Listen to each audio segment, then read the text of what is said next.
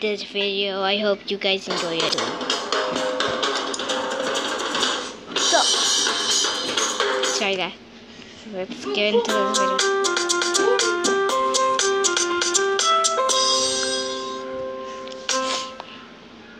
Hello again, everybody. I'm going to talk about science class. I like science class. Do you guys like science class? I like science class. Anyways, in my science class, we were learning about surface tension. Surface tension happens because water molecules are strongly attracted to each other.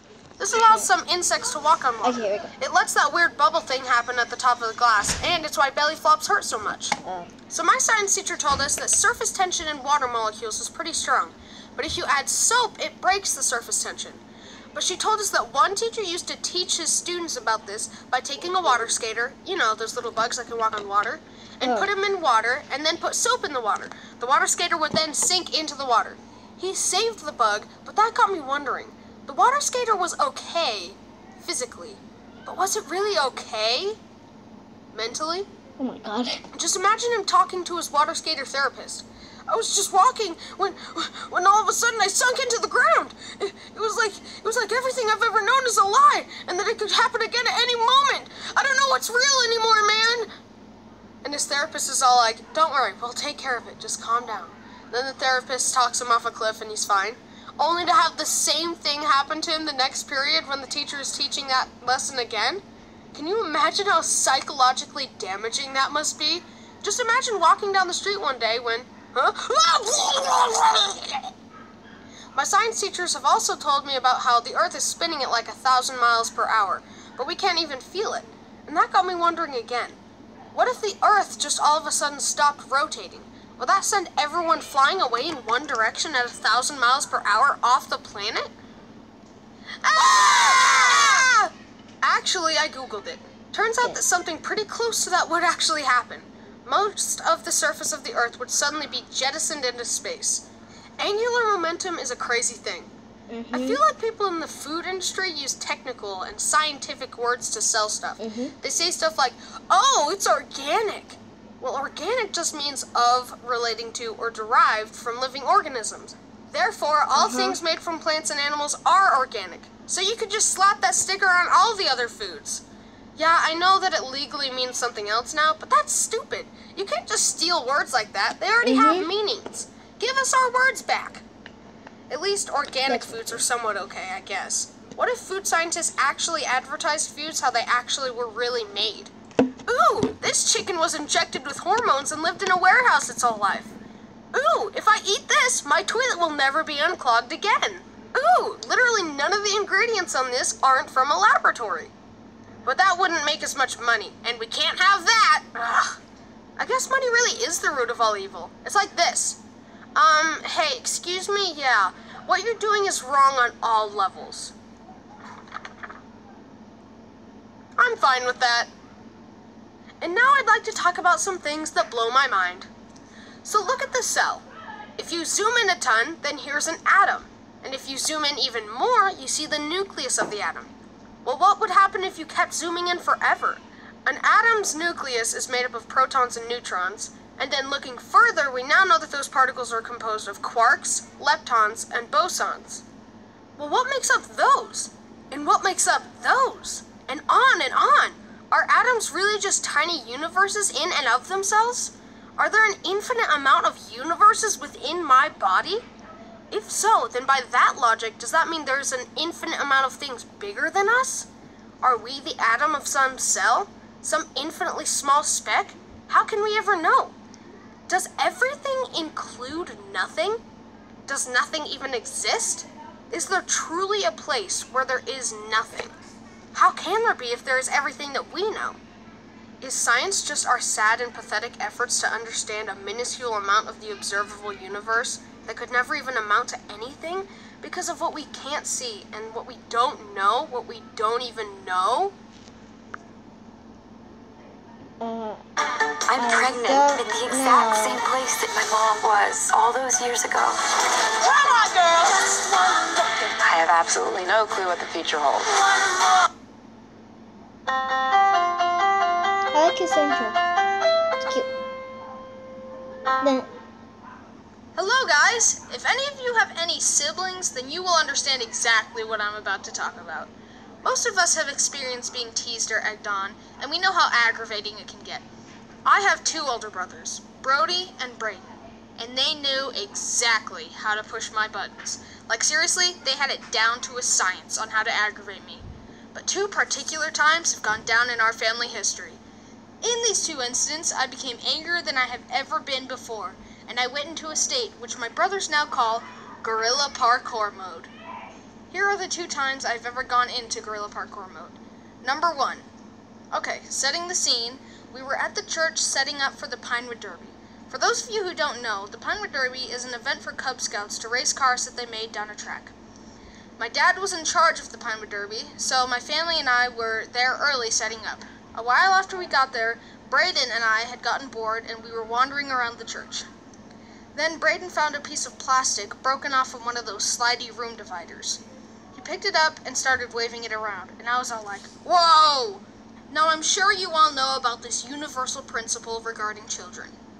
There can be multiple things around them they don't care to play with, but once someone else begins to use them, their mind goes, "I gotta use that thing!" And then they will ask to use that item. This principle was at work inside my head at this moment. "Brayden, let me see that thing." "You can see it. You're looking at it right now. See?" "No, I meant..." The cycle of me wanting to see the thing and Brayden continuing to tease me continued for about 20 minutes. The anger inside me was building to dangerously high levels, and all over a stupid piece of plastic that I probably wouldn't have cared about. "Brayden, give me the thing now. It's my turn." "Okay, fine."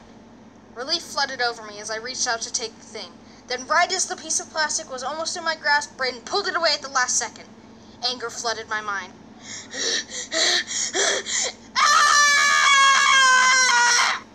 I had entered what is now called Guerrilla Parkour Mode for the first time. The anger exploded out of my body as I began to chase Brayden down the hall at sonic speeds. Nothing would stop me. I was willing to do anything to catch Brayden. Brayden could see this, and he ran as fast as he could away from the beast that was me. I chased him into the gym where multiple tables were set up for the Pinewood Derby. I ran in and slipped on the ground, but I got up and kept chasing in my crazed rage. Brayden slid over the first table. Then little 4-foot Bryson, filled with raw, angry, cosmic power, straight up hurtled over that same table. I was gaining, and Brayden began to fear for his life. Another table was slid over, then hurtled. I drew closer to Brayden. He was headed toward a table right in front of a door for his escape. He slid over, and I attempted my final hurdle, only to have my foot catch on the table and slingshot my face into the carpet. But I wasn't finished yet. I flew out the door and rocketed down the hallway in my pursuit.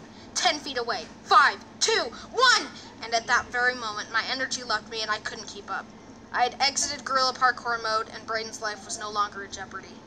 I fell to the ground exhausted. But hey, after that, he let me hold the thing. Totally worth it. Okay, now for the second time I've ever entered Guerrilla Parkour Mode. This time was triggered by my oldest brother, Brody. Me and him were playing tag on a playground. Because Brody was a much bigger child than me, he still is, but I mean, whatever. He was able to avoid me in most all my efforts to tag him. After a few minutes, I was finally able to tag him. "Ha! Tag, you're it!" "Nope, you didn't say the magic word." "What's the magic? Gotta catch me again to find out!" As I'm sure you can predict, this cycle continued for around 20 more minutes. I'd managed to tag him, and then he would add more magic words. At this point, Brody had begun his cycle. He would run up the stairs and wait, then I would come up the stairs, and he would go down the slide and wait. Then I would go down the slide, and he would run up the stairs. This continued for some time. The rage began to build inside me once again. The beast inside was about to come out. The magic words at that time were poop, butt, and fart. As you can see, Brody was very creative in his magic word creation process. I ran up to the top of the playground only to see Brody go down the slide again for the 5th time. I had had it. Nothing would stop me from tagging Brody at this point.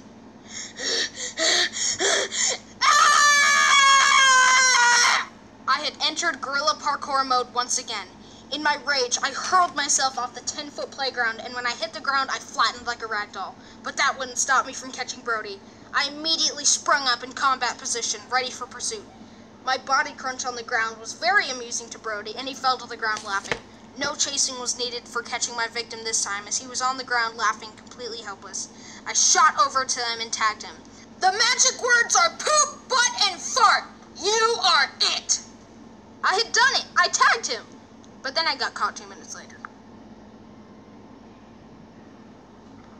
Cool. New Sour Patch Kids Freeze. Sour, sweet, gone.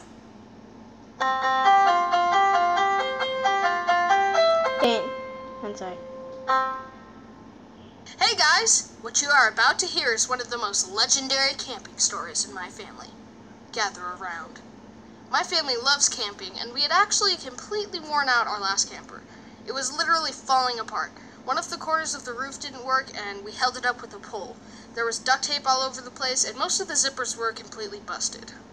We had finally gotten a new one, so we were really excited for its maiden voyage. So we loaded up the new camper with new sheets, new pillows, new blankets, and we were off. One not big thump. We hadn't even used it yet. We were literally 50 yards from our house. This is why we can't have nice things! Anyways, we all got back in the car and kept driving. We got there, set up, and had a ton of fun with our friends. A couple nights into the trip, we were all in our bed sleeping when I was woken up by our dog, Dixie, whining at the door. Brody assumed she had to go to the bathroom, so we opened the door and she ran out. Big mistake. The actual reason Dixie wanted to come out was because she heard something in the bushes. It is not true. She snuck around the bushes when... Dixie had been sprayed by a skunk. She came booking it back to the camper smelling like pure death. Like seriously, that's what I imagine death to smell like. Just imagine taking a sewage plant, rancid milk, and that one kid in your school that has only ever taken one shower in his entire life, and putting them in a blender. This was worse. It was what I imagined Satan would want in one of his scented candles. Just, ooh, storm of 1,000 skunk farts. My favorite. Oh. She was whining and rubbing her face on everything. New sheets, destroyed. New pillows, destroyed. New blankets, destroyed.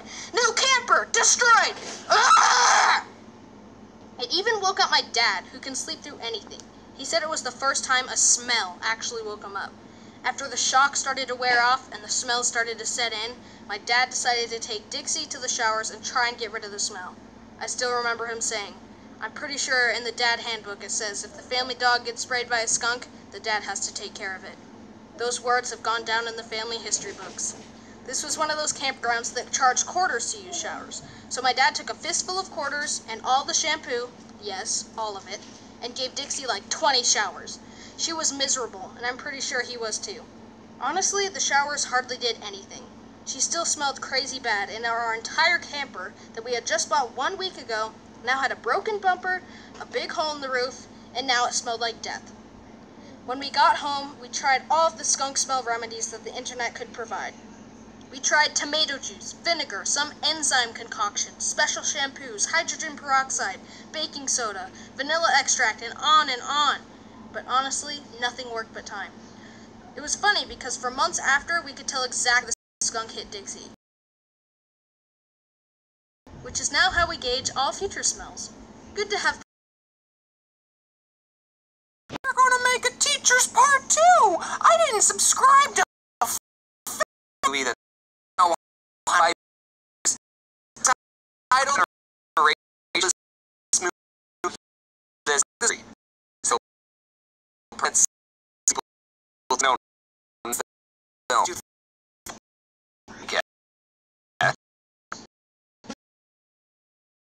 that the West is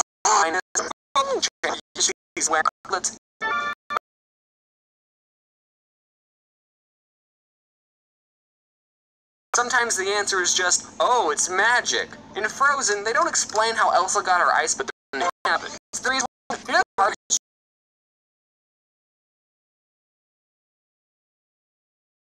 Jen and Kira. Chamberlain comes out of nowhere. Remember the guy?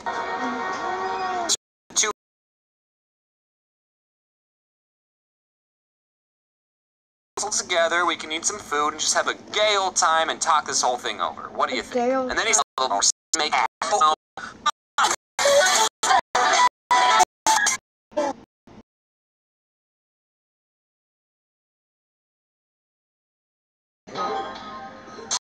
I forgot, guys. I am in the